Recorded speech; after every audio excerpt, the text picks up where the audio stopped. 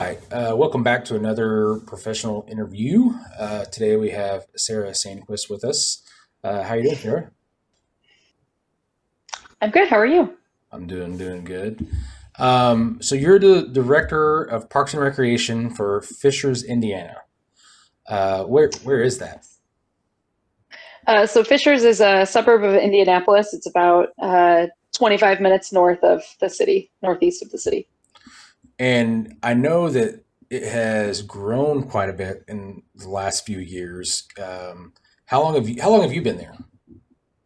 I've been there for 3 years, Okay. and you're correct. The population of Fishers in 1990 was about 8,000 people, and we are estimated. We're waiting, obviously, for the new census numbers to come in, but we estimate we're up to about 95,000 now.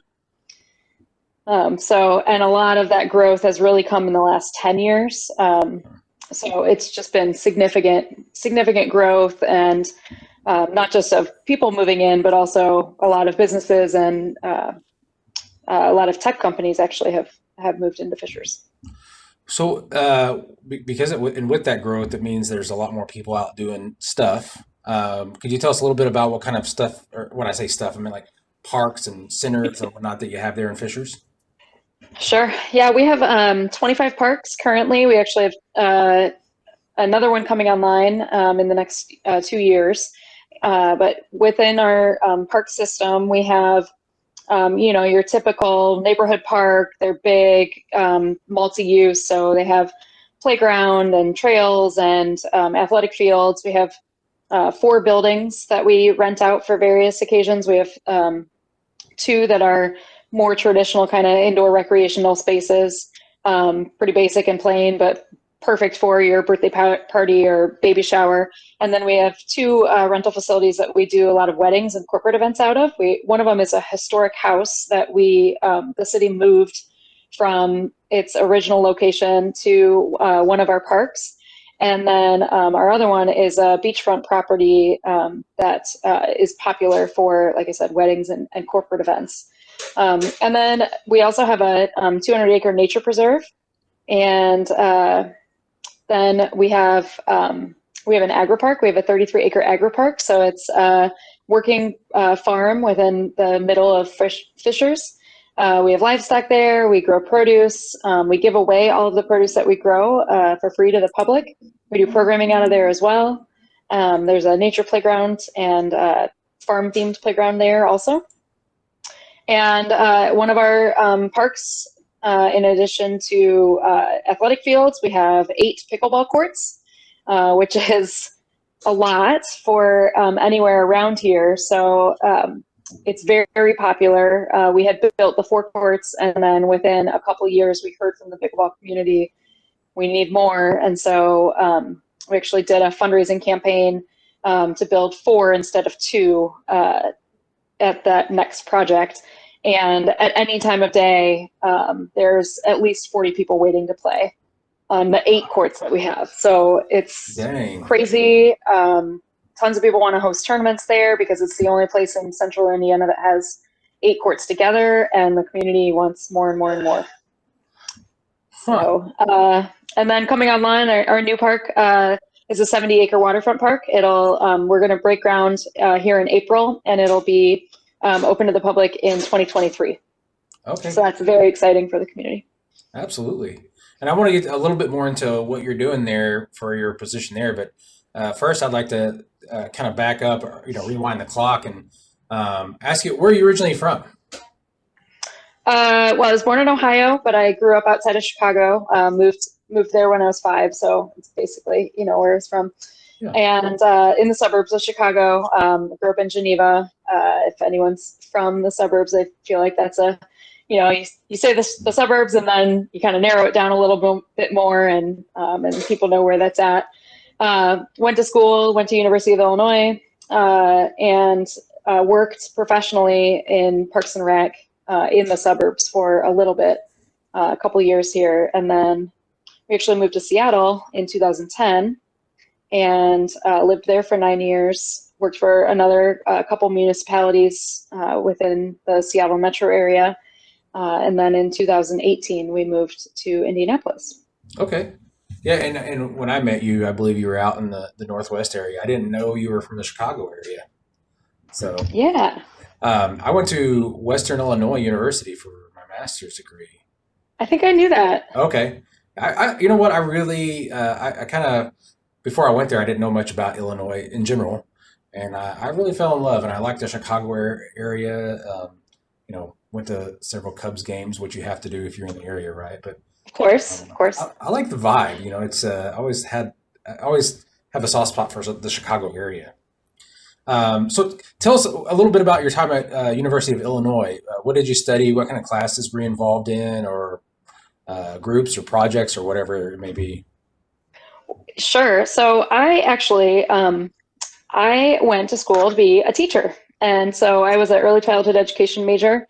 I actually had this grand plan that I was going to be a kindergarten teacher, and then in the summer I was going to run a pool.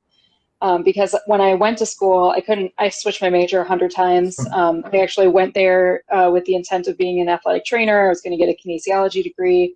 That shifted. Um, but so, it had come down to, okay, well, am I going to go the teaching route or am I going to go to the recreation route? And I thought, you know what, I can do both. I can be a teacher and then I can run a pool in the summer and still get um, that experience Sure. doing both. And so my curriculum, I had 3 student teaching experiences while I was there. I loved every minute of being going to school there. I'm still a Illini fan. The basketball team this year is amazing. So they've been fun to watch for once in a while. I mean, they're good because Illinois does not have very good sports. Uh, but yeah, so I was an education major and not a rec major. What so to kind of go along with that? So when did you decide to go the full time route into the parks and recreation world? Well, so I grew up working and being at the pool. I am a swimmer. I grew up swimming on swim team. Made my way onto coaching the same swim team that I swam for my whole childhood. Um, Added in, started working at that same pool as an employee, running swim lessons and lifeguarding, and just working your way up the ladder. Sure. And I had a boss that worked there at the time, and she was a full-time recreation coordinator. And that was really the first time that I put 2 and 2 together, that this was more than just a seasonal position and that there was a whole career and prospect with this. So she really opened my eyes to it. But then additionally, she hired me for my first full-time job to run the aquatics alongside her. And I started my job with her, or with the department, like a week after I took my last final at school. So I had graduated I was graduating in December. I took an extra semester to finish up. And so I knew I wasn't going to get a teaching job right out of the gate in the middle of the year, unless it was like a long-term sub leave kind of situation. So this position had opened up. It was full-time assistant aquatic manager, and I mean, it just made sense to apply for it, and I got it. And so I had every intention of doing that just for a short period of time, and then getting a teaching job that next fall. Yeah. And really, I feel like um, this is where I belong. I kind of learned that just being in that first role, but also I did have a little bit of trouble finding a teaching job with my early childhood degree. I thought that it would be to my benefit, that it would be more concentrated, and that I could teach birth to kindergarten. But what I found, or I'm sorry, birth to third grade. But what I found when I was applying is that principals saw it as really limiting, because I couldn't teach all the way up to 8th grade with my Okay. degree. And um, so that was something they didn't really tell you when you were in the program, that, oh, you're going to be pretty limited to your options here when you're searching for a job. Yeah. So it just, I mean, I really enjoyed my time in that first job and being immersed in the Parks and Recreation world. She took me to state association meetings and said, sign up for something, get involved right away, right out of the gate. And so that helped me build connections and start building my network. And that's really been something that I've taken with me and tried to foster younger staff to get involved right away. It's it's great for your own personal experience, but also just, we're a collaborative bunch. And so getting out there and meeting everyone and knowing who is in your network is really helpful. I mean, that's how you and I got connected, just that same way. So what made you from there? What made you decide to look out to the Northwest for your next career move? So my husband and I really we had gotten married, we'd bought a house, we were living in the suburbs, and we didn't have kids yet, and we just had a conversation kind of like, well, okay, well, is this it? And um, made a list of places that we would be interested in moving to. It started out a lot longer. It was, 10 to 15 places. And then as we decided, like, okay, let's really do this Yeah. and started applying for jobs, it was like, okay, you cannot apply for jobs in 15 places. That is insane. So narrowed it down and ended up applying and focusing on Washington, Oregon, and Colorado. Yeah. And Oregon, oops, I'm sorry about that. You're fine. Oregon kind of got removed from the list pretty quick there. This was in 2008 when we first started looking. So right as the recession started to hit, and Sure. there are a lot of baristas in Oregon that have PhDs. So it's really, I mean, there was just nothing available there. So, started focusing on Washington, Colorado. And the first job that I got in Washington was with I still had this teaching on the brain. I was only 4 years out of college. And so I still had this thought that I could still be a teacher, even though I was really happy in my career. But as we were thinking about moving across the country, I wanted to look for all the options. So I got hired to run a before and after school and preschool program. It's a nonprofit. They actually operate out of Seattle Public Schools. So they have 9 different sites that are within the schools and run these programs. And so I was running one of those programs. And I kind of thought, okay, well, if I'm in the school, then I might have this in to the principal and, could switch over to the other side and teach. And Yeah. so I went in with that thought, and that job was a really bad fit. Nothing against the company or anything. It just wasn't a good fit. And so a position was available in Redmond, Washington, program coordinator position. And I remember my husband had stayed in Illinois for a month after I came out to Washington early. And then he stayed out to live out our lease and pack up our stuff and that kind of thing. And he got to Washington and I was like, so I think there's this job I'm going to apply for. And he was like, wait, what? Like, we just got here. I mean, I just pulled into the state and you're already applying for a job. Like, did we make a horrible decision here? And I was like, no. It's going to be fine. I'm not going to quit, before I have something else, but I'm going to apply for this. I think it's going to be a better fit. And so I got that job with Redmond and worked there for 6 years. And it was a really good opportunity. Being there, good people. I was started a bunch of programs there that are still running, and that's always, just a nice sign of success that you can relate back when your programs are still in existence. Yeah. And growing and thriving. Yeah. And Redmond was a suburb of Seattle, right? Yes. Okay. Yep. Home to Microsoft, so it's it has a population of 65,000, but then during the day, that population doubles with the amount of Microsoft employees that come in to work. Okay.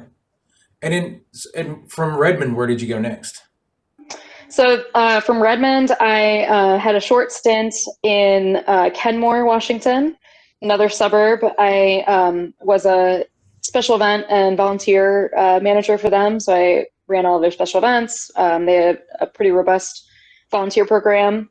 I only worked there for about 8 months, and then I was recruited, I'll call it, to come work for Kirkland Parks, which is another suburb of Seattle, Hmm. and to come and run their community center, one of their community centers.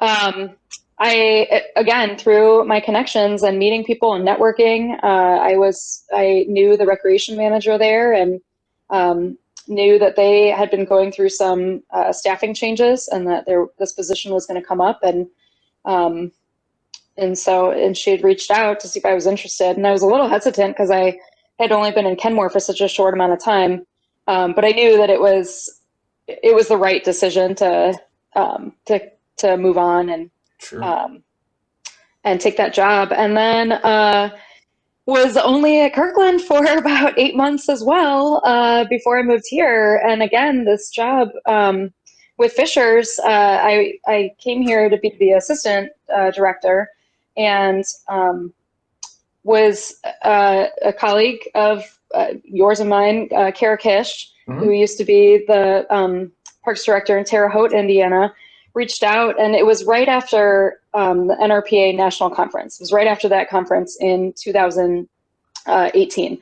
And so in the fall of 18, um, reached out, and she was like, hey, there's this job that I think you should apply for. I really don't think that there's anybody in Indiana that would be a good fit, but I think it'd be really perfect for you, and you should apply for it. I was like, uh, that's okay. I mean, I just left a job in Kenmore that was short term, and I've only been in Kirkland for like 6 months at this point.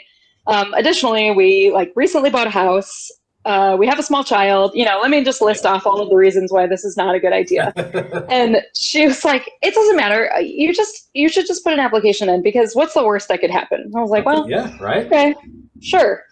So I had reached out to the director, and asked a whole bunch of questions about Fishers, and we had a good chat over the phone for a couple hours, and talked about it, um, and actually I should back up, because at the time that position was a recreation manager position, and so I was really hesitant. And he had mentioned that the assistant director was going to drop in the beginning of the year, but um, I was just hesitant about recreation manager. It felt very lateral, and moving across the country for a lateral move really didn't make sense, especially for a move that we weren't really initiating. Sure. But he convinced me to come out and visit, and I did, and I just felt like Fishers is doing some really amazing things. It's got a great park system. The growth is great. Very supportive council and mayor, and it puts us a lot closer to family. My husband's mom still lives in Champaign, Illinois, which is 2 hours from here. My parents live in Asheville, North Carolina, which is not close, but it's closer. It's Yeah. a 8-hour drive.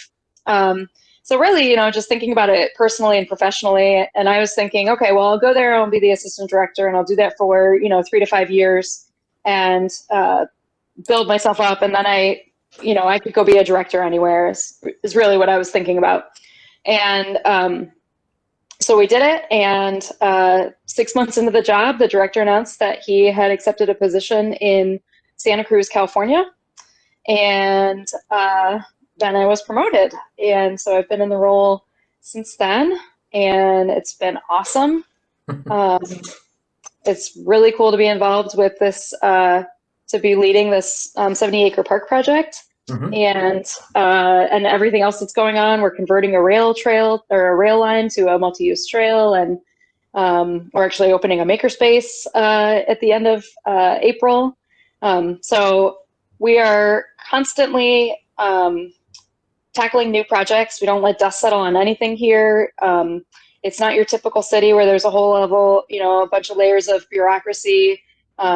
We get things done. We have ideas and we execute on them. So it's really refreshing after working for a number of places where it is a little bit of hurry up and wait to get anything done. Yeah. So which you've kind of led me through the questions I was going to ask anyway. So I guess the next thing I would say is, you know, you're not so unique in some ways. I think I mean, you're unique and whatnot. But you know what I mean? Like, there's a Sure. lot of people that go through their undergraduate degree with one plan, and then they end up in parks and recreation for a variety of reasons, right? And I think that the one thing that I think is common is that you know it's not so much your foundational background. We come from a lot of different backgrounds, but it's the passion and the like you talked about. You were always involved in parks as a swimmer and whatnot, right? And I think that's something that I find common is that everybody I've talked to is like they've had this initiation, whether it be sports or outdoor rec or whatever it may be, and it kind of continues to live. And then we finally realize that hey, I enjoy this and I can enjoy it as a career as well. And I think that's something super special about our field. And the people that are passionate about it, like yourself, those are the folks that do well, right? Well, I think that that's that's exactly it. I mean, we grow up recreating and having these experiences, these basic level learning how to do things or being in the parks, going to special events, and that is what makes us essential. And so as a professional now, I feel like that is what keeps me going and drives me and pushes me to push for more money and more resources to help council and mayor realize as well just how essential this is to the community and to everybody and to our lifeblood. To continue to have these experiences that I had as a kid, that you had as a kid, and how important they are in shaping our lives. So, so I got kind of a couple other things. The first would be, if somebody's listening to you about your career path and kind of the things you've done, and they're thinking, like either I'm interested in aquatics as well, or her career path is something that I would consider as well. Do you have any like tips or pieces of advice you would offer to somebody? Yeah, I think just from what I've found in hiring employees now, that if somebody is willing to do something part time initially, if there isn't a full time opportunity available, but you can make it work part time, I would say take it and just be a rock star in whatever role that you're hired for and shine, because it'll be recognized. And I try to convert any of my part-time employees to full-time whenever possible, or to give them more opportunities for work, to broaden their their experience on what they're doing. So maybe they won't be able to work full-time for me, but they will somewhere else. And so any experience that I can get them, I think, is valuable in the future. Also, volunteering too is another way to just get experience. I think that our candidate pools are strong and full of a lot of people who have a lot of experience. And so I'm sure that it's really difficult if you're just graduating from college to try to get a full-time job right out of the gate when you're competing with people who have 5 to 10 years of experience. Because of the 2008 recession, because of what's going to happen with COVID and how that plays out, with layoffs and furloughs. There are a lot less people who should have retired 10, 15 years ago that might still be in the field. And so all of those positions at the top still haven't really shifted where, people who are already in the coordinator level would have moved up to supervisor or to manager at this point.